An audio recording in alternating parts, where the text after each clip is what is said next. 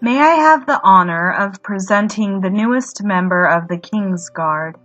If it please your grace, he's taken a holy vow of silence. He's sworn that he will not speak until all his grace's enemies are dead and evil has been driven from the realm. Hello, lovers of Westeros, Ashley of Noth here. The opening quote of this video is from Season 5, Episode 10. After Cersei completes her Walk of Atonement and Qyburn gives her a blanket to cover herself, he introduces Sir Robert Strong. As we know, Sir Robert Strong is the reanimated version of the Mountain, who's been added to Tommen's King's Guard.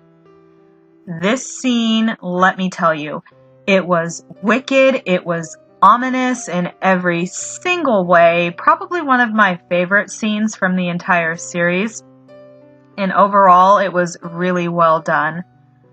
All the same though, I was left with a question after watching it. According to Qyburn, Sir Robert won't speak until all his grace's enemies are dead and evil has been driven from the realm. Who's his grace?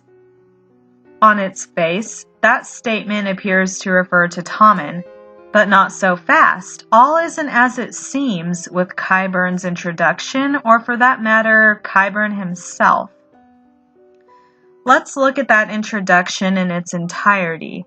When Qyburn addresses Cersei directly, he designates her as Your Grace. Then he says Sir Robert won't speak until his grace's enemies are dead. Now, you might assume that because Cersei and Tommen's enemies are the same people, at least from Cersei's perspective, and because Sir Robert was Cersei's state-sanctioned science project, that Qyburn would have just said, Your grace's enemies. But he didn't. And I want to remind everyone real quick that Cersei did not have Qyburn do what he did with the Mountain to benefit Tommen. It was all to benefit her because remember, even though she had done her Walk of Atonement, that was only to address the crimes that she confessed to. Cersei was still going to have to stand trial for other charges. And we know that as the biggest champion of the might is right concept, Cersei's going to opt for a trial by combat. And apparently, if a royal is in that situation, they can only be represented by someone in the King's Guard. So that was the impetus behind Cersei having Qyburn reanimate the Mountain. It didn't have shit to do with Tommen. I digress. Anyways, Qyburn could have said, Your Grace, and nobody would have made a hullabaloo about it, but he didn't. The differentiation between Cersei and his grace leads me to wonder if that was a subtle hint that Cersei's enemies and his grace's enemies are different people. So again, I'm left asking, who's his grace? As it turns out, there are two people that I think could be his grace. Robb Stark is king in the north and Oberyn Martell a prince of Dorne. And coincidentally, both Robb and Oberyn have different enemies than Cersei and Tommen, because Cersei and Tommen were their enemies. Before we dive into them, though, we must needs address something else. If his grace isn't Tommen, as this video will be exploring, that means Qyburn is double-crossing Cersei. In the books, Qyburn is without question sabotaging her. In the show, it's less obvious, but still possible. Let's review that evidence to build a foundation on which the rest of this theory can lie, starting with the books. One of the most clear examples of Qyburn's subterfuge occurs in A Feast for Crows. The small council deliberates over a letter sent by newly elected Lord Commander Jon Snow. In the letter, he reaffirms the Watch's neutrality in the realm's politics and also pleas for men in arms. Cersei is beside herself that a son of Ned Stark was elected and wants him removed yesterday. Each council member adds their opinion on the situation, and Qyburn offers this. The Night's Watch defends us all from snarks and grumpkins. My lords, I say that we must help the brave Black brothers." Cersei tells him to explain himself, and Qyburn says, "For years now, the Night's Watch has begged for men. Lord Stannis has answered their plea. Can King Tommen do less? His Grace should send the Wall 100 men, to take the Black, ostensibly, but in truth, to remove Jon Snow from command," Cersei finishes. Put simply, Qyburn just proposed murdering the Lord Commander of the Night's Watch. That proposition delights Cersei, and she even pats herself on the back for appointing someone as clever as Qyburn to the council. There's a big problem here, though. One best explained by Roose Bolton as he chides Ramsay for making the same proposition in the show. "Murder the Lord Commander of the Night's Watch. You'd unite every house in the North against us." Normally, I don't like to cross-pollinate the show and the books, but in this case, I believe it's appropriate because the concept is the same for both. Nobody could hope to bring the Northmen to their cause if they were to assassinate the Lord Commander of the Night's Watch. So Qyburn just advised Cersei to do the one thing that would absolutely cripple the Crown's hold on the North and ensure that the Northmen would never accept Tommen as their king, nor would they accept a Lannister-appointed Warden of the North. And Cersei bought that shit. The subterfuge doesn't end there, oh no. In this same council meeting, actually prior to the Jon Snow portion of the addendum, the group deliberates what to instruct Lord Wyman Manderly to do with Davos Seaworth, whom Lord Wyman held prisoner. The Crown would have an interest in this, as Davos is Stannis Baratheon's hand, and the Crown is at war with Stannis. The Lannisters still held Lord Wyman's son Willis as prisoner from the Red Wedding, so Lord Wyman was looking to deal for the safe return of his son, and for the return of his other son Wendell's bones, who died at the Red Wedding. Or so he'd have the Lannisters believe. In any case, the topic of what to do with Davos is broached, and again, Qyburn offers some advice. Let him die. His death will be a lesson to the North to show them what becomes of traitors. Now, Davos is hand to the king who's in open rebellion against you. Wouldn't the smarter play have been to have Davos sent to King's Landing so he could be put to the question? Or used as a tool to leverage against Stannis? Or transferred to Lannister custody so they could kill him themselves and thus have confirmation that he's actually dead?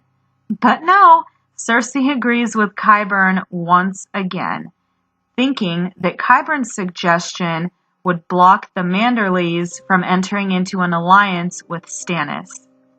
Silly Cersei, tricks are for kids.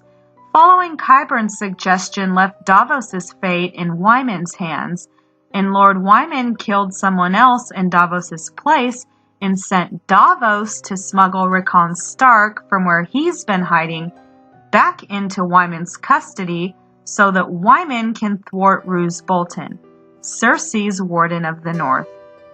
Great job, Cersei. Great job. Now, these are just two examples. I'm sure if we took a microscope to other things Qyburn has said and done, we could find more dubious actions from him. However, we can see from these two examples alone that Qyburn is in no way a friend to Cersei. It's ironic because as she plots Jon Snow's assassination, Cersei thinks that Jon is so stupid that he may even thank her for the batch of recruits before one of them kills him. Yet that's the very thing she's doing with Qyburn. You can't script this stuff. Oh wait, George did. In any case, those are just two examples from the books that highlight why Cersei shouldn't trust Qyburn. Let's move on to the show indications. After Varys departs King's Landing, Qyburn assumes the position of Master of Whispers. We also see Qyburn take over Varys' spy network of little birds. Qyburn does seem to be actively trying to ingratiate himself with them, bestowing them with sweets, and going so far as to murder the abusive father of one of them. Or at least that's what's implied. The reason I point that out is because Qyburn's actions suggest he's trying to buy their loyalty, which would in turn suggest he's not already in league with them. However, Varys casts doubt on that idea during a discussion with Tyrion, Grey Worm, and Missandei in Season 6. Tyrion asks Varys, "Can your little birds get a message to the good masters of Astapor, the wise masters of Yunkai, and the benevolent enslavers of Volantis?" And Varys answered, "Of course. Men can be fickle, but birds I always trust." That's interesting, because Varys makes that proclamation in the same episode we see Qyburn ingratiating himself to the little birds. So what gives? Well, I read it like this. Varys isn't a fool. In my estimation, he's the most skilled player in the Game of Thrones. That's not to say he's infallible, but you don't get to be amongst the best players, if not the best player of the Game of Thrones, by placing your trust in the wrong people. So if Varys says he can trust the little birds, I believe him. Now, that would mean one of two things. That the little birds are still loyal to Varys and are feigning loyalty to Qyburn at Varys' behest, or Qyburn is working for Varys too, so the little birds are still trustworthy because everyone is taking orders from the same person. We'll be focusing on the latter here based off the premise of this video, that Qyburn's loyalty to Cersei isn't as strong as she believes it to be. Believe it or not, there is book-based precedent for a Qyburn-Varys alliance. There is no direct confirmation of that alliance, but the presumption that it exists helps a few things to make sense. Allow me to set the scene. The timeline is the end of a storm of swords and the start of a feast for crows. Jaime has enlisted Varys to help him free Tyrion, and to do so, Varys assumes one of his aliases, Rugen the Goaler. Well, that was only part of it. He did assume the role of a Septon, but regardless, Varys, as Rugen, helps Tyrion escape, Tyrion kills Tywin, and Tyrion flees Westeros. However, after Tywin dies, Tyrion isn't the only one who goes missing. It's discovered that Rugen the Goaler is missing, and Varys is as well. The Red Keep and the Tower of the Hand are extensively searched, including Rugen's apartments. The searches conducted by the Lannister soldiers yield nothing, but when Qyburn searches Rugen's chambers, he hits pay dirt. Qyburn claims he found a gold coin beneath Rugen's chamber pot, but it wasn't just any gold coin. This coin predated Aegon's conquest and could be traced to one place and one place only, the Reach. When Qyburn tells Cersei this, she immediately suspects Mace Tyrell and grows more paranoid about and hateful towards House Tyrell, because now in her mind, Mace commissioned the Goaler to free Tyrion so that Tyrion could murder Lord Tywin. In essence, House Lannister and House Tyrell are now mortal enemies in Cersei's mind. And, per Varys' own admission in A Dance with Dragons, that's exactly what he wants. In light of Varys' goal having been achieved by the coin's discovery, a cloud of suspicion is cast over said discovery. More specifically, the suspicious cloud is cast, say that 10 times fast, the suspicious cloud is cast over the one who found the coin, Qyburn. I ask you, what's more likely, that Qyburn just so happened to find a coin when all previous Lannister searches found nothing, or that Varys planted the coin for Qyburn to find after the Lannisters were done searching? Hell, I wouldn't have put it past Varys to have just given Qyburn the coin and instructed him to say he found it in Rugen's apartments at the right time, which would have been after the Lannisters were done looking. I don't know about you guys, but for me, the latter two scenarios seem most likely. That would mean that Qyburn is working for Varys. And that is how the groundwork has been laid in the books for a Varys-Qyburn alliance in the show. Now, I fully recognize that the show and books are two separate things at this point, but the show does still pull from the books on occasion, so the door is open. One last thing. A Qyburn-Varys alliance has another show implication.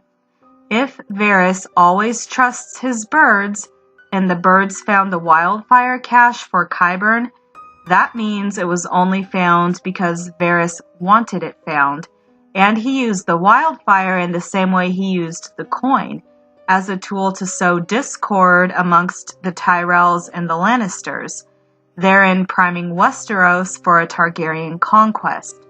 It also didn't hurt that the Tyrells were now forced into an alliance with Daenerys as the result of Cersei using the wildfire Varys allowed her to find. Granted, that alliance didn't amount to much since David and Dan conveniently had the Tyrell army fold like a napkin to the Lannisters. Even so, much like the coin, the wildfire got Varys what he wanted. To this point, we've discussed the novel's implications on Qyburn's loyalty to Cersei, and we've discussed show evidence backed by the novels, which also has implications for Qyburn's loyalty to Cersei.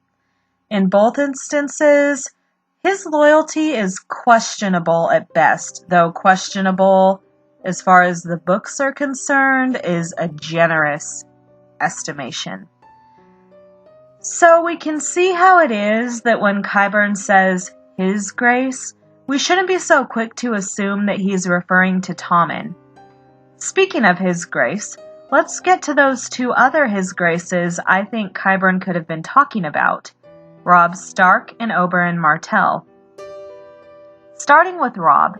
Robb being the His Grace in question makes more sense for the show than the books, and the aim of this video is to theorize about the show.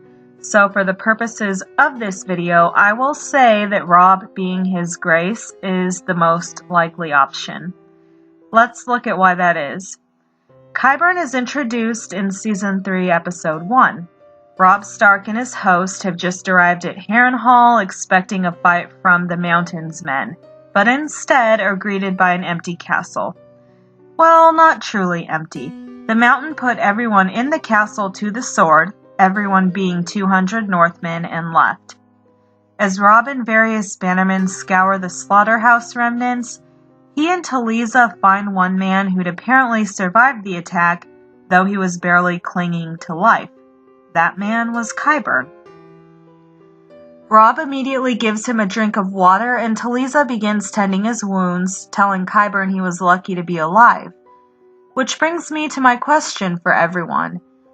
What's more likely, that a man would have unwavering loyalty to the person who saved him, or unwavering loyalty to the house whose bannermen nearly killed him? It makes all the sense in the world for Robb to be the His Grace Qyburn referenced when you look at it like that. Also, Qyburn would know who His Grace King Robb's enemies were because he heard Robb say he wanted to get justice for the Northmen because of what the Lannisters did. Which is really interesting because if we go back to the scene where Qyburn introduces Robert Strong, when he says that Robert took a holy vow of silence until all of His Grace's enemies are dead and evil is driven from the realm, the camera zeroes in on Cersei. When contrasted with Qyburn's words, that could be interpreted as foreshadowing that Cersei was going to regain her power. Or it could be interpreted that Cersei was the enemy of His Grace and was also the evil that needed driven from the realm, which would be an accurate notion if Robb was indeed His Grace. Another thing needs addressing here. While I framed Qyburn having loyalty to Robb as making sense because Robb saved him, we need to examine Qyburn's motivation as a person. In the books, Qyburn would have us think he's motivated by having his maester's chain restored, in his belief that Lord Tywin will force the Citadel to do that is what drives his loyalty to the Lannisters. If he does enough of what they want, they will give him something he wants. The show conveys this to a lesser extent, focusing not on the chain and more on Qyburn conducting his experiments without ethical restraint. In that sense, loyalty to Cersei does make sense because she doesn't give a rip about ethics so long as Qyburn's results benefit her. It's entirely possible, and for that matter probable, that Qyburn genuinely values having his chain restored and conducting his experiments as he chooses. But is it not also possible that Qyburn has an ulterior motive, the ulterior motive being justice for the man who saved his life? Had Robb not saved him, Qyburn wouldn't be alive to wear a chain or conduct any experiments. And it's not like Qyburn would be the first person with ulterior motives to ingratiate themselves to Cersei and House Lannister. Based off the book evidence we discussed, it's a guarantee that that's exactly what Qyburn is doing. In the show, it's again less obvious, but if we are to assume Varys' trust in the birds isn't misplaced, then we should acknowledge it's possible that Qyburn is playing Cersei for a fool in the show. I suppose the wild card in all of this is David and Dan. Of late, it seems that when given the chance to write a consistent, sensible, creative story, David and Dan throw up their middle fingers and opt for the best fan fiction they can come up with. So, while all of this could be true that Robb Stark is his grace, the show could ignore it. Whatever ends up happening, the door is definitely open for Qyburn to have referred to Robb Stark by saying his grace, and for Qyburn to be systematically killing Robb's enemies, with the connivance of Varys. Now, if I could speak a little bit more to that, Varys and Qyburn have the same endgame. And so entering into an alliance doesn't necessarily mean that they have the same goals. Well, I shouldn't say that. They have the same endgame, which is the downfall of House Lannister. However, they're working to achieve that House Lannister's downfall for very different reasons. And entering into an alliance with each other is the best way to achieve their goals. And even though Robb is now dead, that doesn't mean that Qyburn may not want to still get justice for him posthumously. One last thing. I mentioned that Robb being the His Grace in question is a show-only outcome. I say that because in the books, Robb doesn't save Qyburn, so I have to wonder if the show added that to Robb's story for a reason, that reason being a pretext for Qyburn to betray Cersei later. Now, let's talk about the other candidate for His Grace, Oberyn Martell.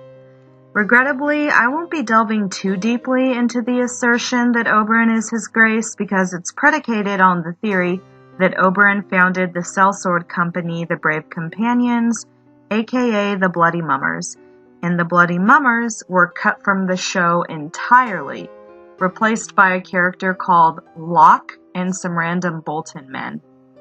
In the books, Qyburn was part of that company. In any case, the theory goes that Oberyn founded this company to destroy Tywin Lannister. Tywin does hire the Brave Companions into House Lannister's service and brings them to Westeros from Essos. Once in Westeros, much of their actions suggest they are acting as agents of Dorne when put under a microscope. So Qyburn, as a member of the company, would therefore also be acting as an agent of Dorne and would be loyal to Prince Oberyn, the company's founder. Which would explain his giving Cersei the worst possible advice and an alliance with Varys. Sort of like the enemy of my enemy is my friend.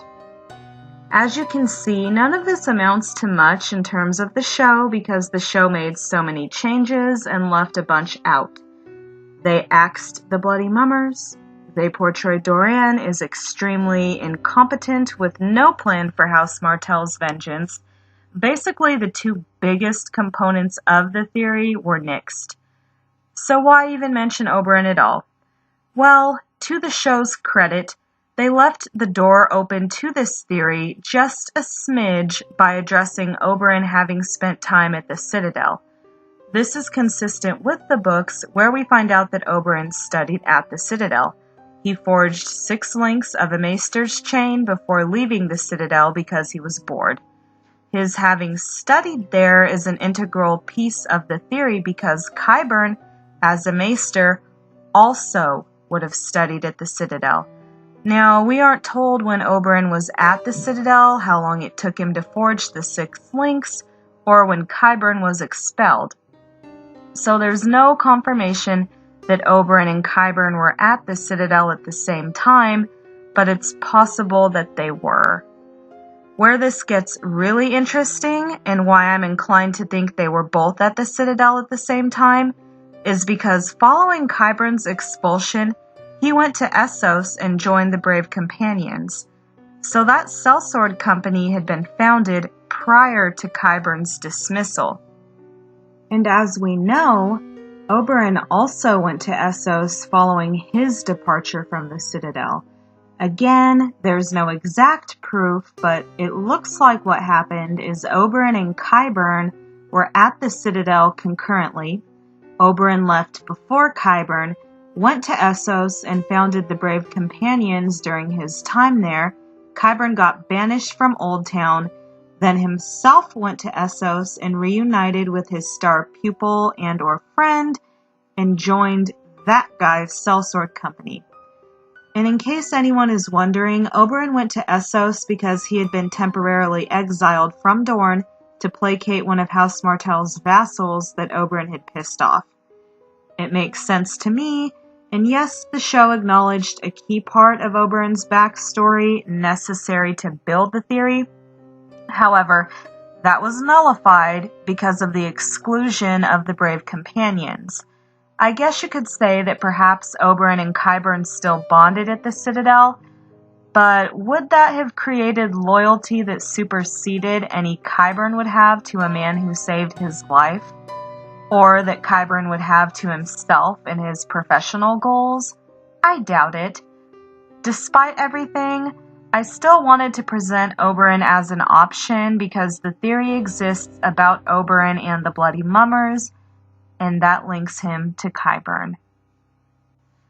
So, we've discussed how it is that Qyburn has showcased nefarious behavior and where his actual loyalties could lie.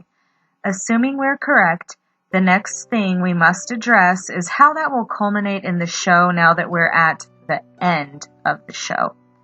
For that answer, we should return to Robert Strong's introduction scene.